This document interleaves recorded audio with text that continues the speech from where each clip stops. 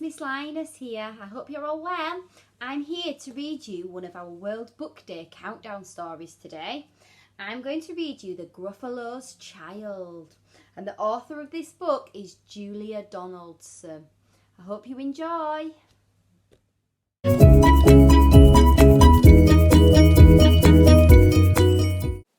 The Gruffalo said that no Gruffalo should ever set foot in the deep dark wood. Why not? Why not? Because if you do, the big bad mouse will be after you. I met him once, said the Gruffalo. I met him a long, long time ago. What does he look like? Tell us, Dad. Is he terribly big and terribly bad? I can't quite remember, the Gruffalo said. Then he thought for a minute and he scratched his head. The big bad mouse is terribly strong, and his scaly tail is terribly long. His eyes are like pools of terrible fire, and his terrible whiskers are tougher than wire. One snowy night when the Gruffalo snored, the Gruffalo's child was feeling bored. The Gruffalo's child was feeling brave, so she tiptoed out of the Gruffalo's cave. The snow fell fast and the wind blew wild. Into the wood went the Gruffalo's child.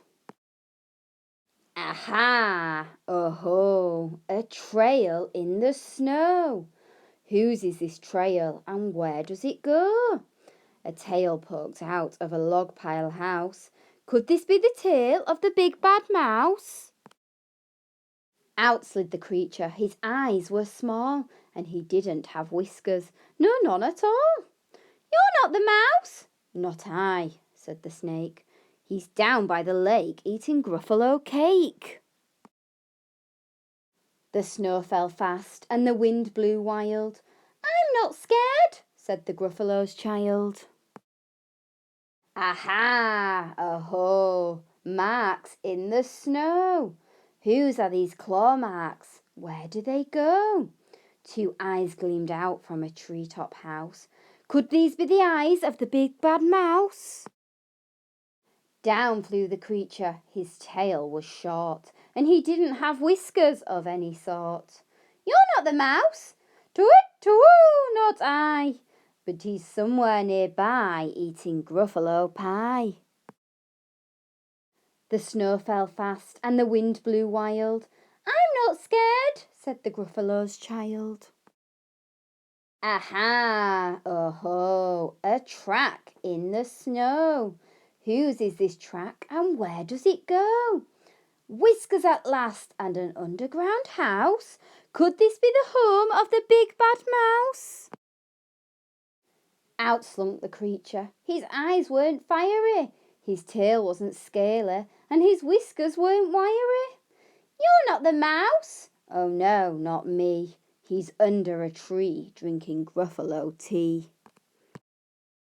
It's all a trick, said the Gruffalo's child, as she sat on a stump where the snow lay piled. I don't believe in the big bad mouse. But here comes a little one out of his house. Not big, not bad, but a mouse at least. You'll taste good as a midnight feast. Wait, said the mouse. Before you eat, there's a friend of mine that you ought to meet. If you let me hop onto a hazel twig, I'll beckon my friend so bad and so big. The Gruffalo's child unclenched her fist. The big bad mouse, so he does exist. The mouse hopped into the hazel tree. He beckoned, then said, just wait and see. Out came the moon. It was bright and round. A terrible shadow fell onto the ground. Who is this creature so big, bad and strong? His tail and his whiskers are terribly long. His ears are enormous, and over his shoulder he carries a nut as big as a boulder. The big bad mouse! Yelled the Gruffalo's child. The mouse jumped down from the twig and smiled. Aha! Oh-ho! Prints in the snow. Whose are these footprints and where do they go? The footprints led to the Gruffalo cave, where the Gruffalo's child was a bit less brave. The Gruffalo's child was a bit less bored. And the Gruffalo snored and snored and snored.